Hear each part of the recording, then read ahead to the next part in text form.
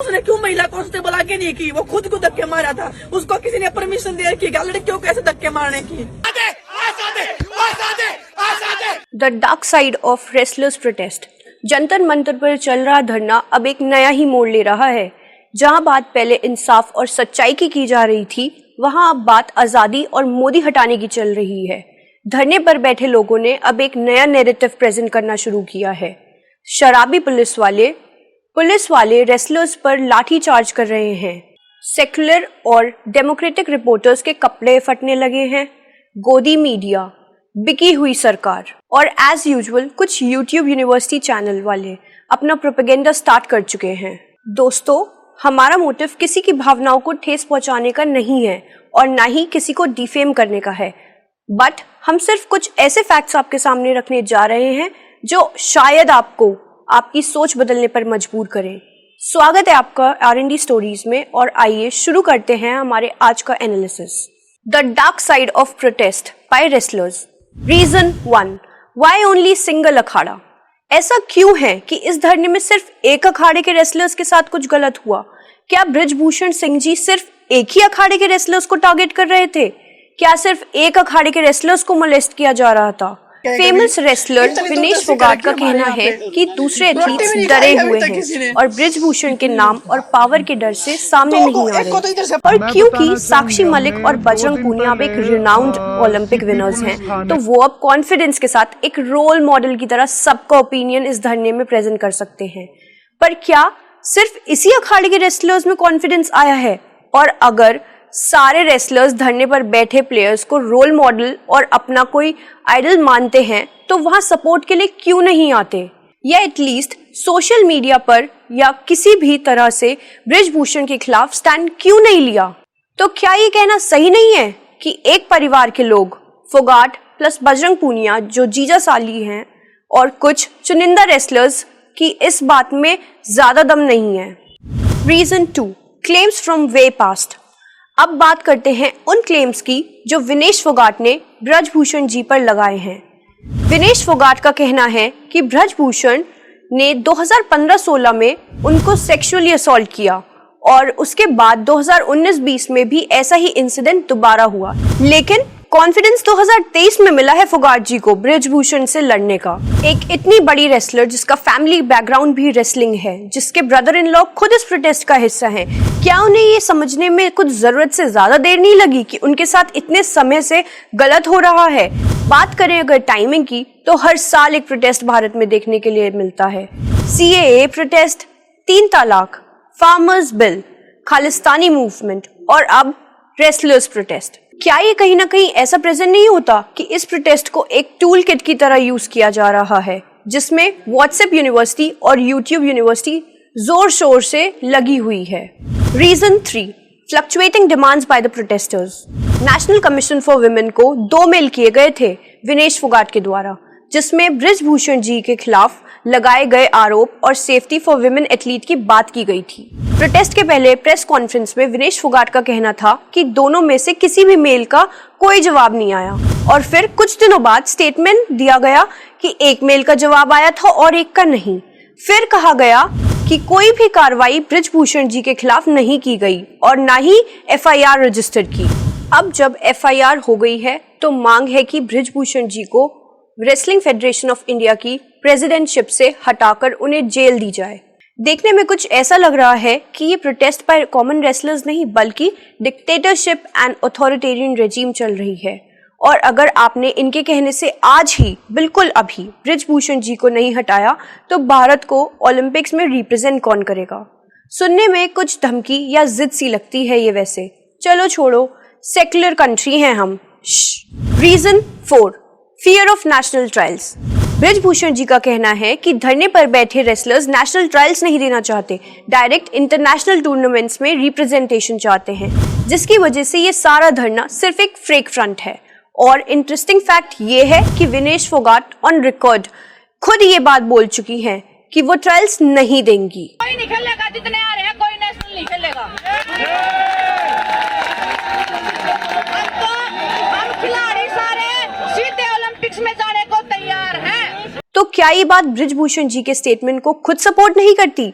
और क्या किसी भी प्लेयर के लिए स्पेशल प्रेफरेंस होनी चाहिए? क्या विराट कोहली, रोहित शर्मा क्रिकेट में टीम सिलेक्शन से पहले योयो टेस्ट नहीं देते? एक खिलाड़ी को हमेशा याद रखना चाहिए, प्लेयर्स स्पोर्ट्स से हैं, स्पोर्ट्स प्लेयर्स से नहीं। Reason 5, defaming the legends. Wrestlers का और कुछ so called democratic, liberal and prejudice media का मानना है कि भारत सरकार भारत के स्टार रेसलर्स का सम्मान नहीं करती, उनकी आवाज नहीं सुनी जाती। चलिए मान लेते हैं कि भारत सरकार में बहुत कमी है और वो सम्मान नहीं करते, पर ये क्या है? भारत की स्टार प्लेयर और इंडियन ओलंपिक एसोसिएशन की प्रेसिडेंट जब धरने पर बैठे रेसलर्स से बात करने गई तो उनके साथ क्या हुआ?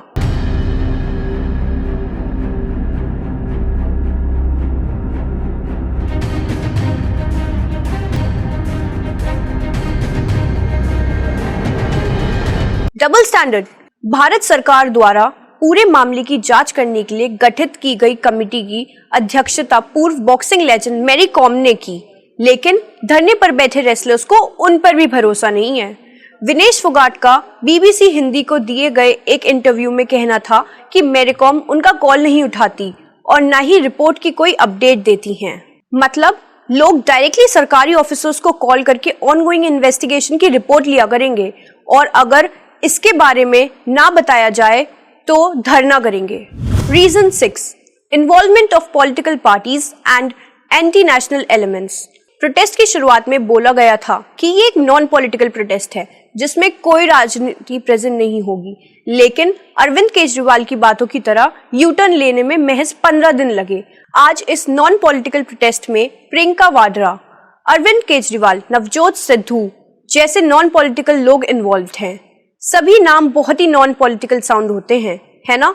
चलो छोड़िए, प्रोटेस्ट में स्वरा भास्कर जैसे सेक्युलर और लिबरल लोग भी मौजूद थे जो कि भारत को इनटॉलरेंट देश मानते हैं।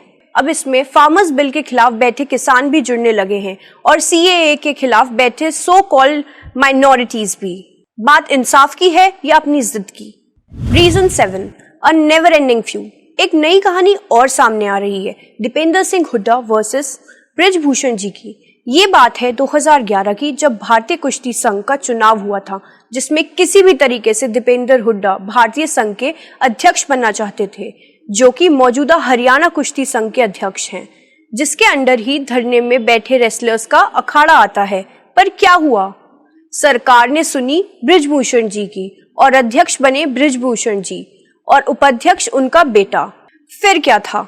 The enemy of my enemy is my friend. फिर हुआ रेसलर्स का मिलन हुड्डा जी के साथ।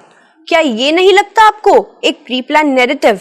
कंक्लूजन, हम ये नहीं कहते कि बृजभूषण जी एक बहुत साफ पॉलिटिशियन है। ये बात किसी से नहीं छुपाई जा सकती कि वो एक पावरफुल पॉलिटिशियन है जिनको सरकार खोना नहीं चाहेगी। पर क्या रेसलर्स के द्वारा लगाए गए सभी आरोप बस इसलिए मान लेने चाहिए क्योंकि बृजभूषण जी एक बाहुबली फिगर हैं? और अगर सरकार, मीडिया और अन्य अखाड़ों के खिलाड़ी सभी बृजभूषण जी से डरते हैं तो इस हिसाब से तो धरने करने का कोई फायदा ही नहीं है, क्योंकि इतनी बड़ी बाहुबली फिगर का तो कोई कुछ बिगाड़ ही नहीं सकता। और सोचिए, अगर ये इंसान इतना डेंजरस खिलाड़ी है तो इन रेसलर्स को क्या ये इस स्टेज तक धरना करने देता?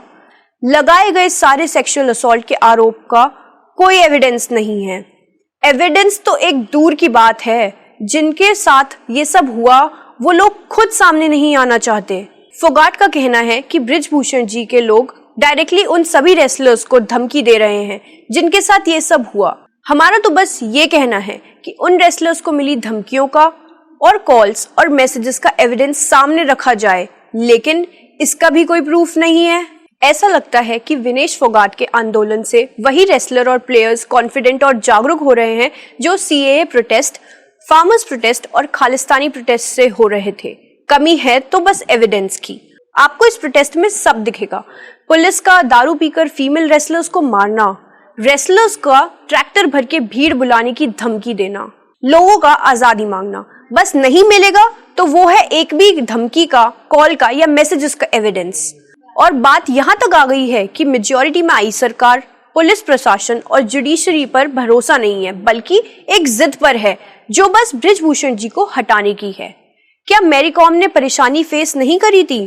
क्या खुद गीता बबीता फोगाट ने परेशानी नहीं फेस की थी? हम ये नहीं कहते कि रेसलर्स को कोई परेशानी नहीं हुई, या वो पूरी तरह से गलत हैं, लेकिन कोई वास्ट मेजॉरिटी से आई सरकार भी इतनी गलत नहीं हो सकती। अगर ये प्रोटेस्ट रेसलर्स का है तो इसको फैक्ट्स और प्रूफ्स पर लड़ा जाए, पॉलिटिकल एजेंडा या टुकड़े टुकड़े गैंग की टूल किट के अकॉर्डिंग नहीं। We stand with the wrestlers if there is something worth standing for. और अगर कोई भी प्रूफ बृजभूषण जी के खिलाफ मिलता है तो उस पर सख्त से सख्त कार्रवाई होनी चाहिए। बट जब तक ऐसा ना हो तब तक कि हमें स्पोर्ट्स को राजनीति से जोड़कर देश की छवि को कमजोर नहीं करना चाहिए। जय हिंद दोस्तों, कीप वॉचिंग R&D स्टोरीज। ब्राह्मणवाद से आजादी, अरे RSS से आजादी, अरे मोदी सरकार से आजादी, अरे